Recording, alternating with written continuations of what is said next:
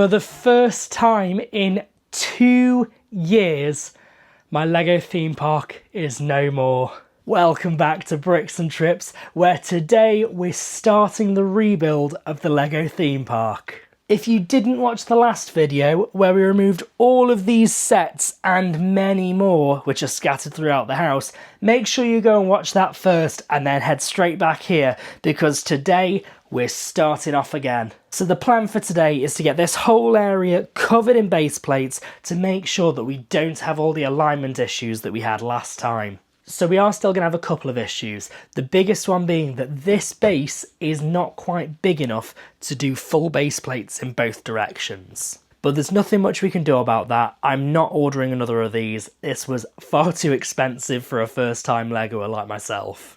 Instead, we're going to make a few compromises, but see how close we can get this to perfect. You have a little bit of wiggle room, so this black unit on this side can move a little bit, and obviously we have got an overhang built into the far side nearest the wall as well. Don't get me wrong, the first few things that we're going to be putting on here when we get these train tracks in place are the things that have just come out of that exact space. But it's really important to get them exactly where they need to go so we don't have all these alignment issues. Ultimately, what I want is LEGO base plates on here like they've never been before. Because, as I said, we don't have a massive amount of tolerance in this theme park at all. Everything is edge to edge. But there's no way I'm going to do this with one hand. I'm going to stick you on a time lapse and I'll show you the progress halfway through. So we start in the very corner with two 48 by 48 base plates. These match LEGO train tracks absolutely perfectly. It means that I can keep it modular. And on top of that, we've got some of the standard 32 by 32 base plates, which just run down the middle. And this is where we encounter the first big problem that I knew was coming with my LEGO theme park, but just kind of hoped that I might be able to work around it. It's this pipe here. So what you can see is there's a lovely gap running up along the side, and it's because of this pipe. So my initial thought was I've got a little bit of give with this. I mean, it doesn't pick up on it very well on the camera, but I've probably got two or three studs that I might be able to twist it out. But unfortunately, there is still the tiniest little overhang on this side. We're talking maybe a third of a stud. But that will cause alignment issues. So there's only one other thing which it would be reasonable to do.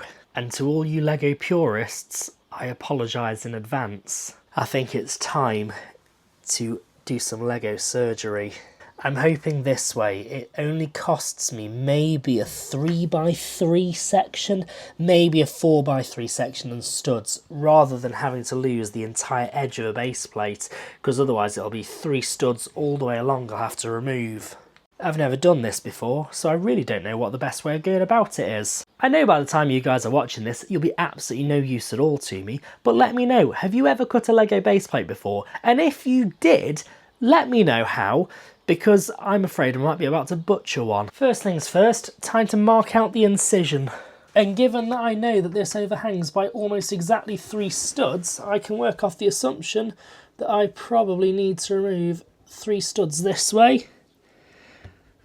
That should be plenty that way, and I think it'll be tight if I try to cut right up next to it. It means I won't be able to build around this at all, so I'm just going to remove 4 full studs. I'm losing 12 studs of space, but it could be significantly worse. And actually, what I think I'm going to do is place a plate along this edge here, which is going to give me a nice straight edge to cut along. Oh, and I've just dropped my blade on the table as well, so I've got a nice little gouge mark in there. I'm not going to show you guys, you don't need to see it. But just so I don't get any more marks on the table, I've got a nice thick book under, followed by a bit of LEGO packing material. And this is the sharpest Stanley blade that I opened, so boys and girls, please be careful. Now to just not mutilate myself. That's the only plan here. Well, it seems to be going through it alright though, at least. Might take a couple of passes to get the cleanest edge, and I've got plenty of these 2x4 plates, so I'm not too concerned if I do accidentally make a bit of a mess of this one. Gosh, these base plates are so much thicker than you'd give them credit for though. Oh, goodness me. I am very glad that I bought a new blade for this, because this is a very difficult thing to make your way through. Again, I'm sure you've got better ways to do this, but I don't, so straight back to it. And you may just be able to tell we've got some incisions coming through on this side, and they're looking pretty clean so far. Let's see if I can make them worse.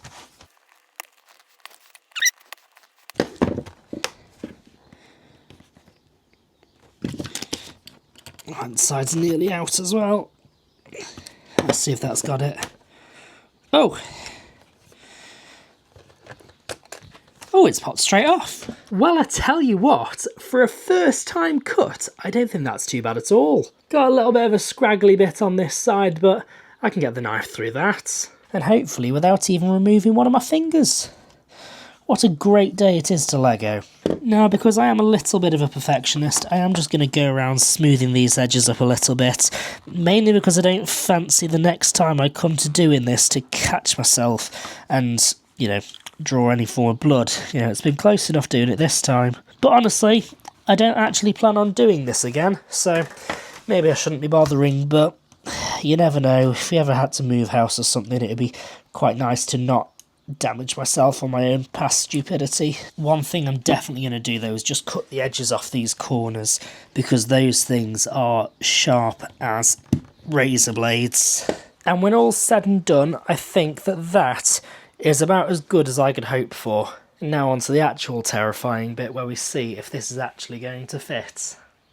And I would say that that is a huge success. I've called it a huge success, but maybe I should have just double checked first, because I haven't actually tried to lock it in place. It looks like it's going to be absolutely perfect, but you never know. Maybe I've screwed it up somewhere, but I don't think so. Nah, that's all good. Only problem is though, that's one down. One to go. I think I'm going to skip that one for the moment. I'm going to fill in all the rest of the base plates first and then come back to that afterwards. And then we make a start on the second side. More of the 48x48 base plates on one side, 32x32s down the middle, and then we just need to make all the measurements work with some half base plates which run straight up this side. Well, it turns out that I'm an idiot, apparently.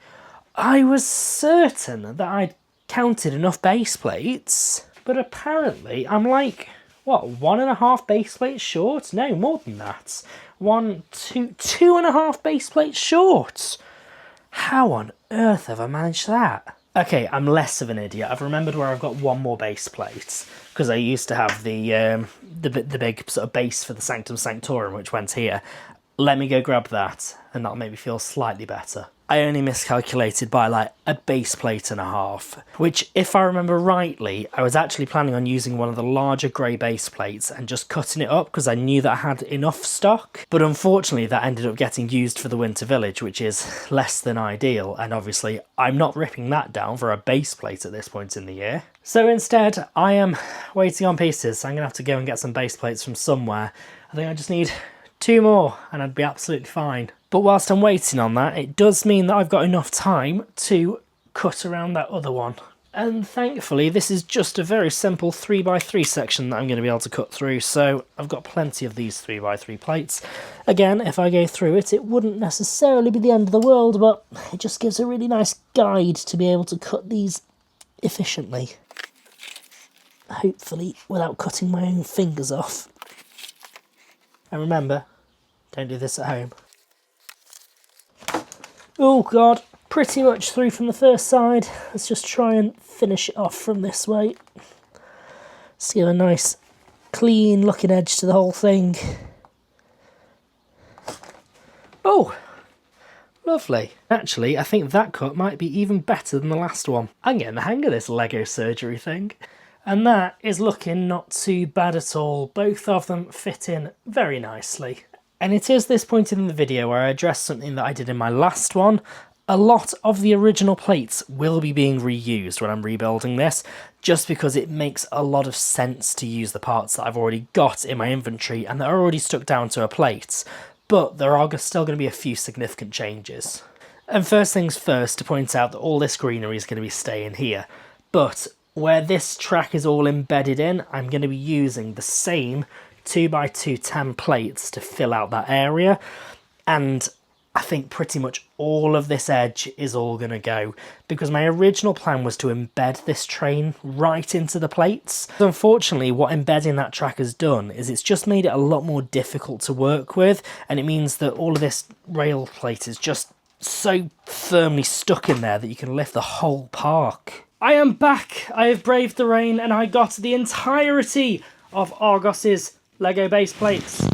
All 2 of them. Thankfully, that is all I need. And here's a behind the magic sort of thing. So those of you that don't follow me on TikTok and Instagram may not be aware, I usually put up a Lego deal of the day, most days of the week. I used to frequently put Argos on there because the Lego deals that they have, especially this time of the year, are phenomenal. I mean, we're talking like 25–30% off pretty much all the sets that they have, even the bigger sets as well. You can be ending up with like £150 off. The reason I never put them up though, they are never in stock, which I find so frustrating. Like, I go to the effort of making sure that, oh, is this deal actually a deal, or is it just, you know, rubbish? And most of the time with Argos it's rubbish because it doesn't matter. You can't get them in store, you can't get them for home delivery, and you know, what's the point in putting a deal up that nobody can actually get their hands on? But it's likely just because they don't keep massive amounts of stock in store. But we have ended up with 1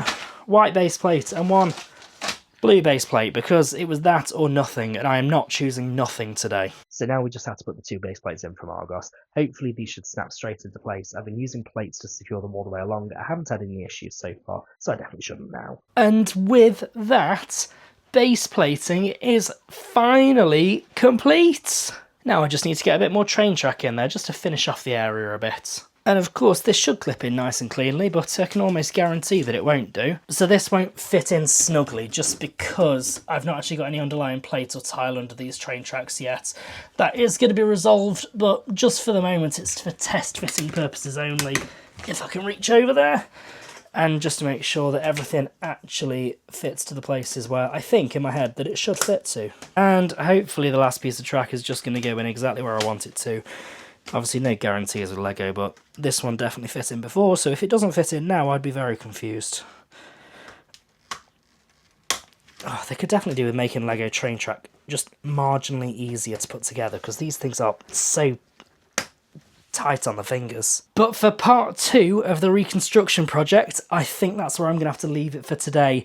It's another couple of hours and my fingers are so sore. But I'm also so proud to say that this is the first time that this Lego theme park has been fully base plated. There is not a single gap of white anywhere apart from that white base plate. I don't want it there, but it was the only one they had. So next time we're going to be sorting out the train tracks. We're going to be putting a load of tile under there because it just needs the base support, and also we're going to be stripping all of this back because that was wonderfully beautifully plated off, but unfortunately it needs the tiles under there to stay consistent. So it is what it is, we've got to make changes, that is why I'm ripping it apart. So if you want to see that, make sure you're subscribed, and obviously if you like the video, drop us a like as well, it's great to get your feedback. If there's any thoughts you have, what you want to see going into here, any big changes that I should be making now, let me know, because these changes are going to be coming thick and fast. Thank you so much for watching, we'll see you next time. Thanks, bye.